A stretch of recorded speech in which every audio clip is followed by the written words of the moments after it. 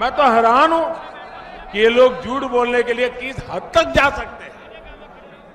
कुछ लोग citizenship amendment act को गरीबों के ही खिलाफ बताते हैं, कोशिश कर रहे हैं, कह रहे हैं कि जो लोग आएंगे वो यहां के गरीबों का हक छीनने लेंगे।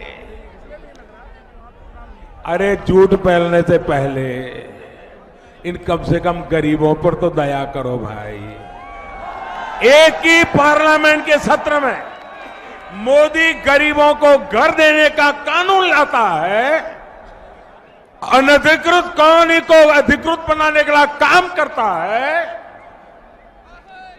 क्या उसी सत्र में गरीबों को छीनने की बात करेगा?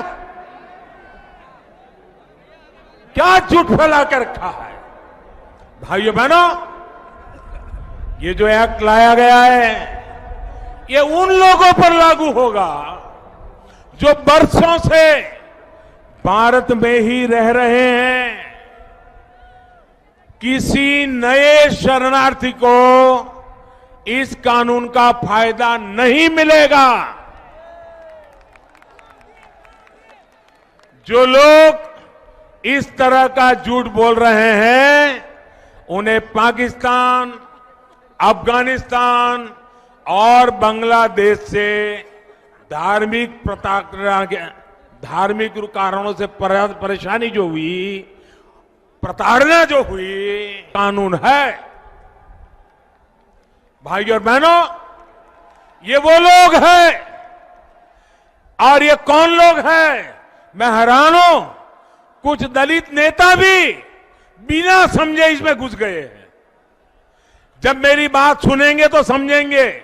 उनको मालूम होना चाहिए कि पाकिस्तान से जो अधिकतर जो हमारे शरणार्थी आए हैं वो मेरे दलित भाई बहन हैं, दलित परिवार के हैं। भाइयों बहनों, ये वो दलित परिवार है जिनको पाकिस्तान में बंधुआ मजदूर बनाकर रखा गया था। आज भी पाकिस्तान में उनके साथ स्थिति यह है कि अगर दलित परिवार का कोई व्यक्ति चाय पीता है तो उसको चाय के साथ साथ उस चाय के बर्तन का पैसा भी देना पड़ता है और बर्तन साथ ले जाना होता है। आज भी पाकिस्तान में यह हाल है। वहां पर बेटियों के साथ जो अत्याचार होता है, किस तरह जबरन शादी करके उन्हें धर्म परिवर्तन पर मजबूर किया जाता है, ये भी दुनिया भर के अखबारों में छप चुका है, लगातार मीडिया में आता है। ये सिर्फ इसलिए होता है क्योंकि उनकी श्रद्धा अलग है, आस्था अलग है, पूजा पद्धति अलग है। पाकिस्तान, बांग्लादेश, अफगानिस्तान में हुए ऐसे ही शोषण के कारण वो भारत आए और बरसों से हमारे बीच देश के अलग अलग हिस्सों में रह रहे हैं। भाइयों बहनों, एक ऐसी चर्चा है, पार्लियामेंट में चर्चा हुई, अगर हिंदुस्तान के राजनीतिक नेताओं को अपनी स्वार्थनिजी राजनीति से दूर का दिखता, ये ऐसा मौका था हम दुनिया में पाकिस्तान कैसे मानव अधिकार विरोधी है, पाकिस्तान कैसे माइनॉरिटी पर जुल्म करता है, पाकिस्तान में माइनॉरिटी की क्या दुर्दशा है, ये चित्र पूरी दुनिया में ले जाने का उत्तम अवसर था। लेकिन इन्होंने उल्टा कर दिया, क्योंकि उनको देश नहीं, उनको उनका दल दिखता है। इसके कारण देश की भलाई के लिए और दुनिया में पाकिस्तान के करतूतों को खुला करने का मौका भी इन लोगों ने गवा दिया।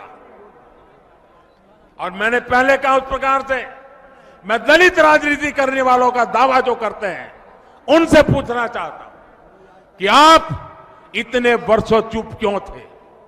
आपको इन दलितों की तकलीफ कभी क्यों नहीं दिखाई दी? आज जब इन दलितों के जीवन की सबसे बड़ी चिंता दूर करने का काम अगर मोदी सरकार कर रही है तो फिर आपके पेट में चूहे क्यों दौड़ रहे हैं?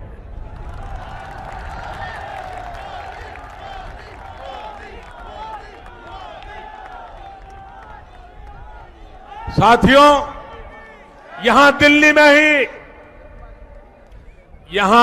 में ही मजनू का टीला में 2 हफ्ते पहले ही ऐसे ही एक शरणार्थी के कैंप में एक बिटिया का जन्म हुआ और उसके मां बाप ने उस बेटिया का नाम नागरिकता रख लिया। नागरिकता।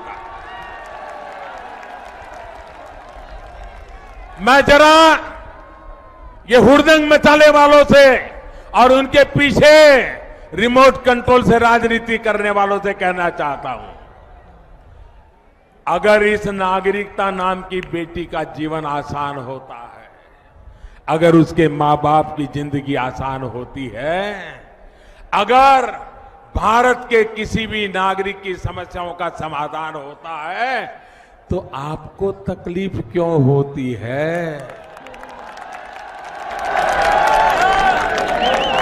देश में दशकों से रह रहे लाखों गरीबों, सताए हुए, शोषित दलित परिवार, जो उत्पीड़न के कारण उनको भारत आने के लिए मजबूर होना पड़ा है, मुसीबत के मारे आए हैं, अपना धर्म, अपना सम्मान, अपनी बेटियों की इज्जत बचाने के लिए आए हैं। मैं जरा इन लोगों से पूछना चाहता हूं, आपको उनसे दुश्मनी क्या है? साथियों, जब धार्मिक अत्याचार की वजह से कोई भारत की शरण में आता है,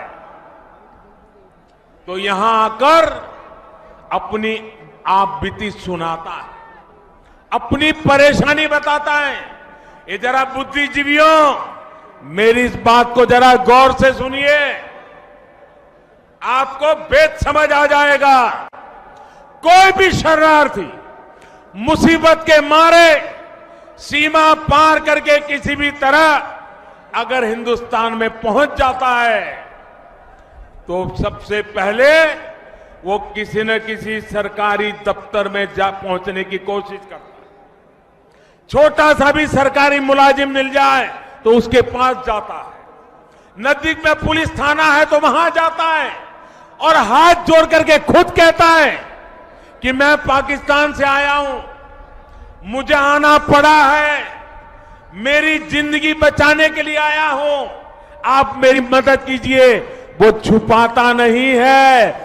आज भी ये लोग खुलेआम इंटरव्यू दे रहे हैं कि हम पाकिस्तान से, बांग्लादेश से, अफगानिस्तान से आए हैं, आना पड़ा है। लेकिन जो घुसपैठिया है, न वो इंटरव्यू देता है, न प्रेस से बात करता है, न पुलिस को बताता है कि मेरी मदद करो। वो आकर के छिप जाता है और कहीं न कहीं अपना जीवन स्थिर करने के लिए जुगाड़ लगा देता है, और जो एजेंट होते हैं उनको मजदूरी का कुछ हिस्सा देता रहता है। भाइयों बहनों, बड़ा सीधा साधा फर्क है। घुसपैठिया कभी अपने आप को अपनी पहचान होने नहीं देता, और शरणार्थी कभी अपनी पहचान छुपाता नहीं है। भाइयों बहनों, ऐसे बहुत से घुसपैठियों ने आज बाहर निकलकर किस प्रकार की बातें कर रहे हैं, सच क्यों नहीं बताते हैं? भाइयों बहनों, उन्हें डर लग रहा है कि उनकी सच्चाई अब सामने आ जाएगी। साथियों, रिफ्यूजी का जीवन क्या होता, बिना किसी कसूर के अपने घरों से निकाल देने का दर्द क्या होता है, ये दिल्ली से बेहतर कौन समझ सकता है। यहां का कोई कोना ऐसा नहीं है जहां बंटवारे के बाद किसी रिफ्यूजी का बंटवारे से अल्पसंख्यक बने भारतीय का आंसू न गिरा हो। सड़क पर हो रहा ये का बवाल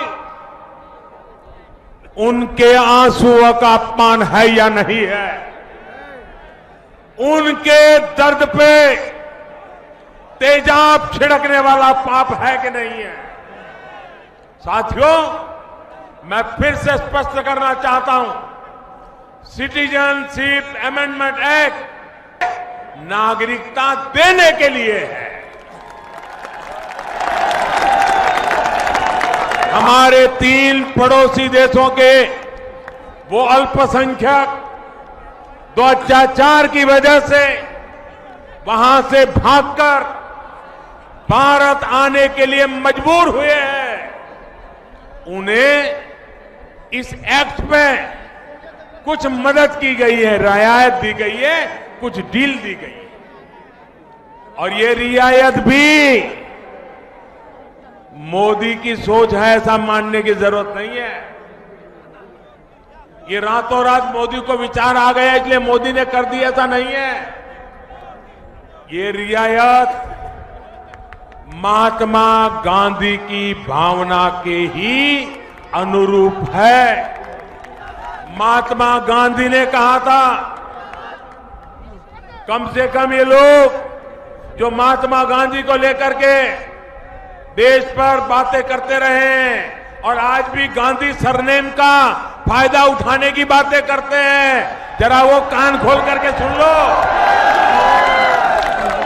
गांधी जी ने कहा गांधी जी ने कहा था, मोदी को मानो या ना मानो, अरे गांधी को तो मानो।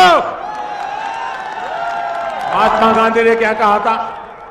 महात्मा गांधी जी ने कहा था कि पाकिस्तान में रहने वाले हिंदू और सिख साथियों को जब लगे कि उन्हें भारत आना चाहिए तो उनका स्वागत है।